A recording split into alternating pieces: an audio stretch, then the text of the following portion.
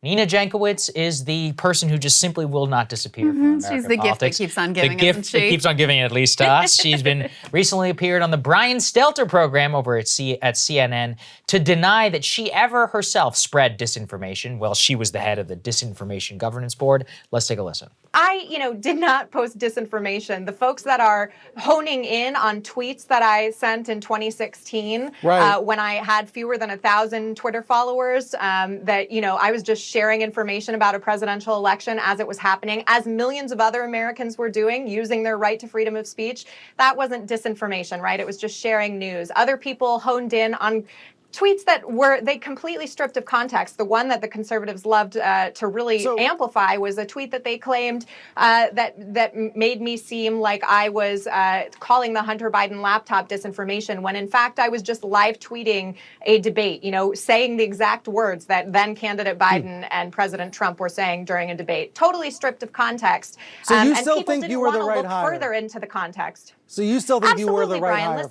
Absolutely, I was the right hire. Also, that's not true what she was saying. I mean, she was live tweeting it and also trying to add the context about how the laptop, which she was calling disinformation. You mean she's spreading a little bit of she's spreading disinformation? Look, disinformation there about what she was doing. We can go doing. on forever at the number of things that this lady said, which were straight up false. She was promoting the Hunter Biden conspiracy, that it was some Russian plant. I mean, she was even an election truther, 2016 with Hillary. I mean, on COVID, was spreading all kinds of insanity. She literally tweeted, "Please lock us down," in like March of 2020. So listen, it's very clear that she was not the right person of any authority to be the arbiter or not. I also think it was a ludicrous interview because he didn't even push back. He didn't ask her about any of the specifics. Exactly. He just let her be like, yeah, I was the right person. No, I didn't spread any untruths or misinformation. Oh, what is that? Also, why don't you, here's the other thing.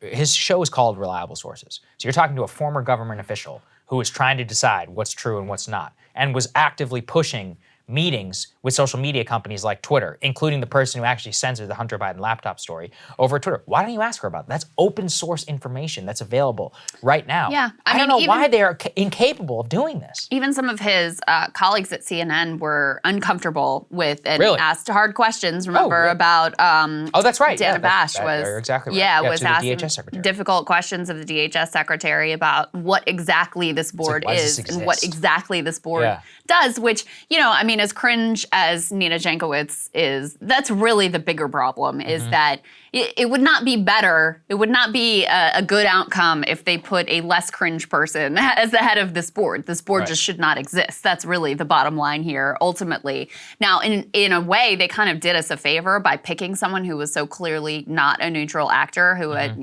herself spread incredibly questionable and outright false information, because it made it much easier for people to be able to sort of go on the offense and say, this idea is ludicrous and this is really not something that the government should be doing whatsoever. And we literally never got a straight answer about what this board was meant to do.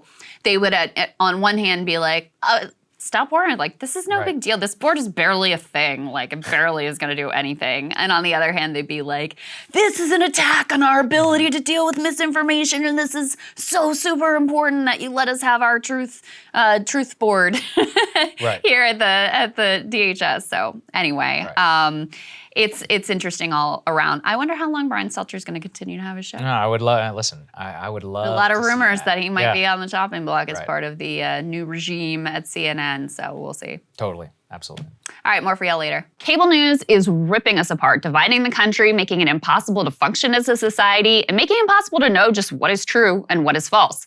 But the good news is they are failing and they know it. That is why we're building something new, a new mainstream, a healthier one, something more trustworthy, something that we are going to need in one of the most pivotal times in American history. We are building up here for the midterms, for the upcoming presidential election, but we need your help. So if you can help us out by becoming a premium member today at breakingpoints.com, we're trying to change America for the better and the entire world. So what are you waiting for, guys? Go to breakingpoints.com and sign up and help us build a new mainstream.